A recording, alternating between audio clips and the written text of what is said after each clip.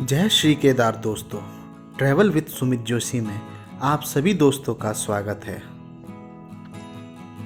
सुबह होते ही हमने जैसे अपने टेंट से बाहर देखा तो हमें यह खूबसूरत और यादगार नज़ारा देखने को मिला। शाम को संध्या आरती देखने के बाद हमने अपना रात्रि विश्राम टेंट्स में किया, जो कि अपने आप में ही एक नया और थ्रिलिंग एक्सपीरियंस था। वैसे आप लोग जब भी अपनी जर्नी प्लान करें तो पहले ही ऑनलाइन अपने नाइट स्टे की व्यवस्था को देख लें, जो कि GMVN की साइट्स पर अवेलेबल रहती है। हालांकि आपको प्राइवेट टेंट्स भी मिल जाएंगे, पर सीज़न के साथ साथ इनके टैरिफ भी चेंज होते रहते हैं। आज़ादी के 75 साल कंप्लीट होने के कारण केदारनाथ में भी आज़ादी का अमृत महोत्सव मनाया जा रहा था, जिसमें हमें भी शामिल होने का मौका मिला और इस गौरवशाली पल को महसूस करके हमारा मन प्रसन्न हो गया।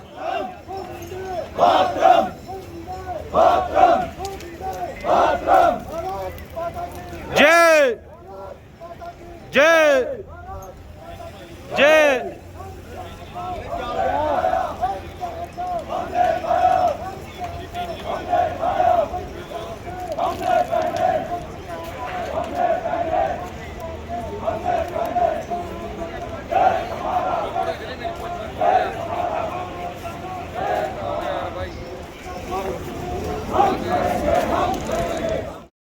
श्रद्धालुओं का उत्साह इस बात से ही पता चलता है कि सुबह 7 बजे ही 2 से 2,500 लोग लाइन पर लगे हुए थे।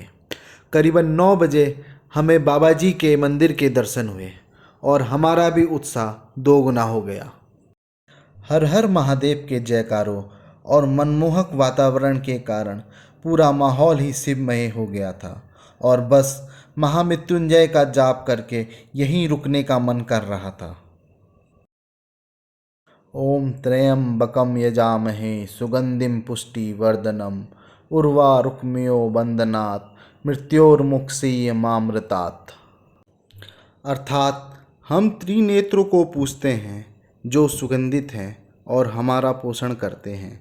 जैसे फल शाका के बंधन से मुक्त हो जाता है, वैसे ही हम भी मृत्यु और नश्वरता से मुक्त हो जाएं। शिव पुराण के अनुसार महामृत्युंजय मंत्र के जाप से संसार के सभी कष्टों से मुक्ति मिलती है। अब मैं आपको केदारनाथ से जुड़े कुछ रोचक तथ्य बताता हूँ। केदारनाथ मंदिर का शिवलिंग 12 ज्योतिर्लिंगों में से एक है और हिंदू धर्म के 4 धाम और पंच केदार में गिना जाता है। यह 3,583 मीटर की ऊंचाई पर बना हुआ है। पुराणों के अनुसार हिमालय के केदार श्रृंग पर भगवान विष्णु के अवतार नर और नारायण ऋषि तपस्या करते थे। उनकी आराधना से प्रसन्न होकर भगवान शंकर प्रकट हुए और उनकी प्रार्थना करने पर ज्योतिर्लिंग के रूप में सदा वास करने का वर प्रदान किया। पौराणिक कथाओं के अनुसार महाभारत के युद्ध में विजयी होने पर पांडवों को भ्रातृ हत्या का पाप लगा, जिससे मुक्ति के लिए वे शंकर भगवान का आशीर्वाद पाना चाहते थे। वे उनके दर्शन के लिए काशी गए, पर भगवान उनसे रुष्ट थे, इसलिए वे उन्हें वहां नहीं मिले।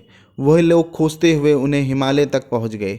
भगवान पांडवों को दर्शन नहीं देना चाहते थे, इसलिए वे वहां से अंतर्ध्यान होकर केदार में जा बसे।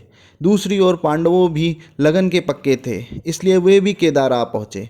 तब भगवान ने बैल रूप धारण कर लिया और अन्य पशुओं में जा मिले। पांडवों को संदेह हो गया था, अतः भीम ने विशाल रूप धारण करके 2 पहाड़ों पर पैर फैला दिया। अन्य सब गाय बैल तो निकल गए, पर शंकर भगवान नीचे से जाने को तैयार नहीं हुए। इसे भीम बलपूर्वक उन पर टूट पड़ा, लेकिन बैल भूमि में अंतर्ध्यान होने लगा। तब भीम ने बैल की त्रिकोणात्मक पीठ का भाग पकड़ लिया। भगवान पांडवों की भक्ति से प्रसन्न हुए और उन्हें दर्शन देकर पाप मुक्त किया। उसी समय से भगवान शंकर यहाँ विराजमान हैं और बैल की पीठ की आकृति पिंड रूप में पूजे जाते हैं। ऐसा माना जाता है कि भगवान का बाकी शरीर अलग अलग जगह पर प्रकट हुआ, जैसे धड़ के ऊपर का भाग पशुपतिनाथ काठमांडू में, भुजाएं तुंगनाथ में, मुख रुद्रनाथ में, नाभि मदमहेश्वर में और जटा कल्पेश्वर में प्रकट हुई। माना जाता है कि केदारनाथ और रामेश्वरम मंदिर एक ही सीट पर बने हुए हैं। 16 जून 2013 की रात को प्रकृति ने कहर बरपाया था। जल प्रलय से कई बड़ी बड़ी और मजबूत इमारतें ताश के पत्तों की तरह ढह गई, लेकिन केदारनाथ के मंदिर को कुछ नहीं हुआ। यह एक आश्चर्यचकित करने वाली ही घटना है। एक विशाल रूपी चट्टान आई और अचानक वह मंदिर के पीछे रुक गई। अब इसे भीमशिला के रूप में जाना जाता है। केदारनाथ धाम में मंदिर का निर्माण पांडवों के पोते जन्मेजय ने कराया था और जीर्णोद्धार आदि शंकराचार्य द्वारा किया गया था। शंकराचार्य जी ने मंदिर के पीछे ही लगभग 20 मीटर की दूरी पर अपने प्राणों को त्याग दिया था। वहीं पर वह भूमि में समाहित हो गए थे। उसी जगह पर उनकी समाधि को बनाया गया है।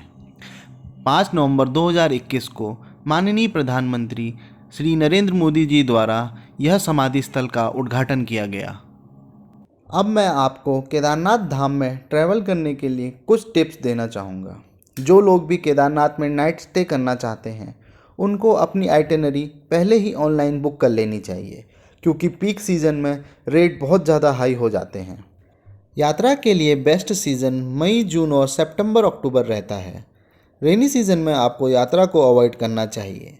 हालांकि केदारनाथ में बारिश कभी भी हो सकती है, इसलिए आपको रेनकोट और थर्मल्स हमेशा कैरी करने चाहिए। यात्रा आपको अच्छे क्वालिटी के शूज़ और सैंडल्स के साथ ही करनी चाहिए। अगर आप घोड़े खच्चर या पालकी में यात्रा करना चाहते हैं तो आपको गौरीकुंड में ही पर्ची कटवा लेनी चाहिए, जिनके रेट्स गवर्नमेंट द्वारा पहले ही डिसाइडेड रहते हैं।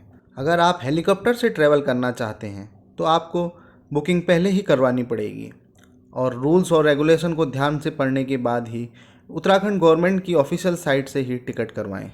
अगर आपका वेट 80 kg से ऊपर है तो आपको हर एक्स्ट्रा kg के लिए 150 रुपये देने होंगे और आपके लगेज का वेट भी 5 kg से ज़्यादा नहीं होना चाहिए। बाबा केदारनाथ जी के दर्शन करने के बाद हम निकल गए चोपता, क्योंकि यहाँ हमें बाबा तुंगनाथ जी के भी दर्शन करने थे, जो कि पंच केदार में द्वितीय केदार हैं। केदारनाथ से तुंगनाथ की डिस्टेंस करीबन 88 किलोमीटर है और यहाँ पहुँचने में 3 से 4 घंटे लगते हैं। अपनी गाड़ी को पार्किंग में लगाने और कुछ देर रेस्ट करने के बाद हमने तुंगनाथ के लिए अपनी चढ़ाई शुरू करी, जो कि 4 किलोमीटर की रहती है।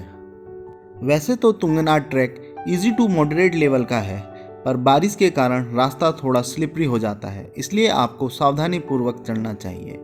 यहाँ पर घोड़े और खच्चरों की सुविधा भी अवेलेबल है। अपने ट्रैक में खूबसूरत मौसम और दर्शनीय बुग्यालों को एंजॉय करते हुए हम अपने गंतव्य तुंगनाथ की तरफ को चल दिए।